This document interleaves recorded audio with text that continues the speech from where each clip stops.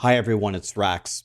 For those of you that have been experiencing Path of Exile 2, or actually all those who are waiting for it to come out on launch, boy do I have some good news for you.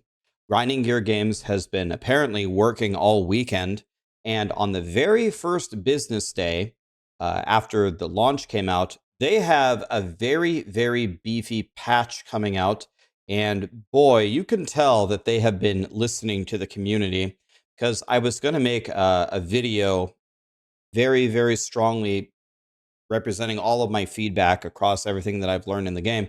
And they have fixed a lot of the things already that I was going to make a video about. They actually fixed it before I even got to share it. So that's impressive. And I want to go through and tell you all the great changes that are coming. I think this is going to make players very, very happy. They actually have the full patch notes right here, but actually their summary uh, does a very good job. So we can just go with this. So dodge roll. A lot of people are pissed off about dodge roll, about how monsters are trapping you in. I would extrapolate this a little bit more. It's not just dodge roll.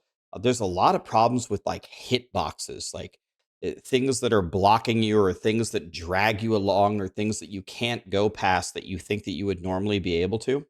But yes, the dodge roll and getting trapped is a massive problem. So they're setting the player size to 0 units instead of 1, and smaller monsters can now be pushed while dodge rolling, like the beetles. And if I'm being completely honest with you, if any of you don't watch my stream, I had an absolute meltdown with these beetles about how they come out of the walls and they just surround you and insta kill you, and you can't dodge roll through them. It's just like a guaranteed death unless you like bait them out. So this is an incredible change, and I wonder if they saw me absolutely lose my mind on the Beatles. But it was pretty upsetting. They did mention that a player of 0 size doesn't mean that you can phase through them, meaning you can't just roll straight through them. But if there is even the smallest gap between the enemies, you should be able to weasel your way through there. I'll take it. Another huge thing. A lot of people are very upset about like how big the zones are and with the checkpoints, and they're saying it's super tedious to retread the whole map. Well, now they're deploying a new change. If you click on a checkpoint, you can teleport to the other checkpoints in the area that you're already exploring. And the checkpoints have been added to all entrances and exits of the zone. And there's a new checkpoint in the Dreadnought area, which is a really, really long map. So they're going to make further adjustments in the future. People were spamming in the chat that this was their favorite change out of all of them. Now, a lot of people have been saying that they don't feel rewarded in Path of Exile. What they said here is actually exactly what I was going to say in this second sentence. This was actually going to be my feedback, I guess, to Grinding Gear Games, but more so to the public. I do agree that it's not rewarding enough, but you can't buff it too much. If you buff it too much, then you get the games where, like Diablo 3, where you get 10 legendaries every 90 seconds, and then legendaries stop meaning anything. The currency also stops meaning anything if you just get 10,000 of them an hour, right? So they actually just put it straight here as a sentence. They have to be very careful when adjusting it, because if they buff it too hard, then it's going to be tough to reduce it. The community is going to get mad. But still, they came up with a bunch of different ways that they could make it better. So with rare monsters, they're just not rewarding enough, especially in the end game. So what they're going to do is you get a rarity bonus per the rare mod. The rarity bonus that you get for the rare mod has been doubled. And then you get 10% quality bonus for every rare mod. And then they increase the chance of rare mods inherently having more modifiers as you get further into the end game, which is going to combine with a bunch of map juicing things. So it should be a lot better. And then there's another awesome rare change that you'll see later on. So the rare monsters, like for now, for fighting them in the campaign, they feel like they're so hard to kill. It feels like you're fighting Ragnaros. It feels like you're fighting a boss, but at least they're going to be worth it now. I don't mind fighting like a boss type monster if it gives me good stuff. Currency changes. People just don't have enough currency to craft and do anything. Okay. So Regal Orb drop rates go up 40%. If you disenchant a 6 mod rare, which means maximum number of mods, you get 2 regal shards instead of 1. It's good. Lesser Jeweler's Orbs. This expands your gems with more sockets. They've increased 33%. Now, this one's actually important. Okay. So they reduced the drop rate of Chaos Orbs because there is a pool of the rare currency, like Chaos Orb, Exalted Orb, and Regal Orb. Regal makes a blue item yellow, but the really valuable one is Exalted Orbs. These are the things that I never have any of, which is add a mod to a rare item. Exalted Orbs are the best thing. So what we really want is we want more Exalts.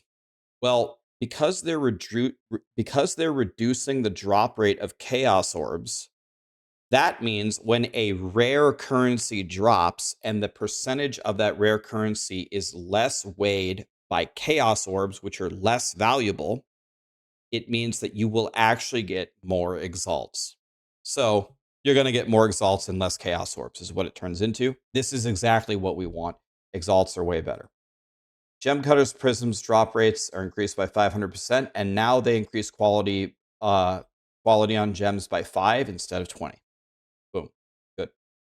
So on the map mods, this is kind of the end game. I'm going to guess maybe a lot of you haven't even reached the end game, but they changed all map prefix mods because they're not rewarding enough. Some examples of them: rarity mods have went up 2.5x.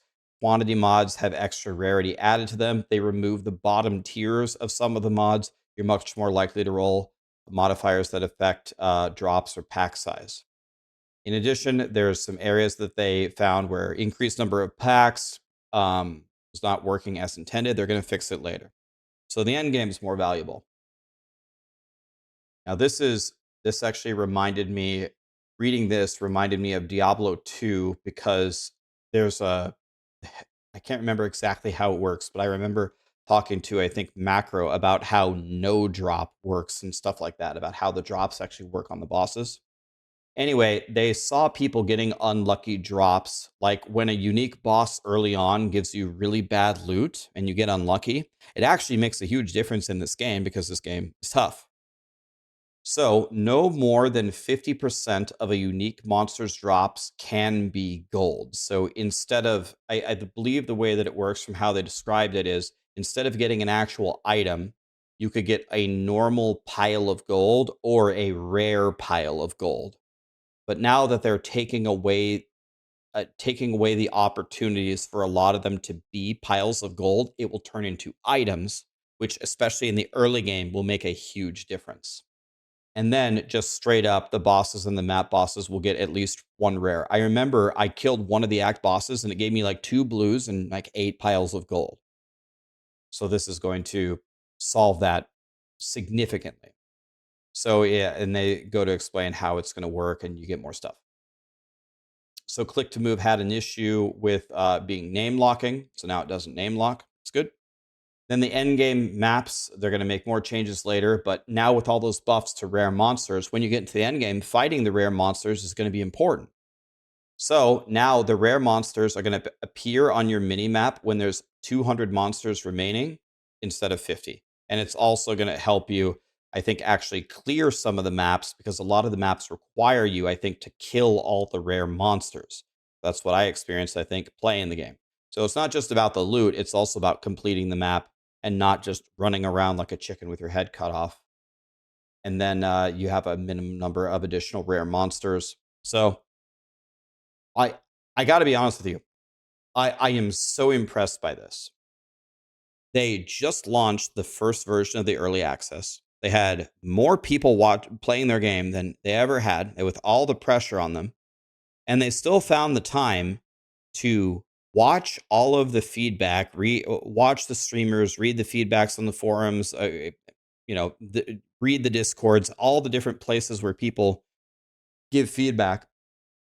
And then they already made this pretty significant patch and kind of surgically made a lot of changes that I think are going to make the game a lot better without like completely compromising what they have built, which is exactly what they covered in this sentence. I don't know about you, but this is a very, very high quality level of work from grinding gear games.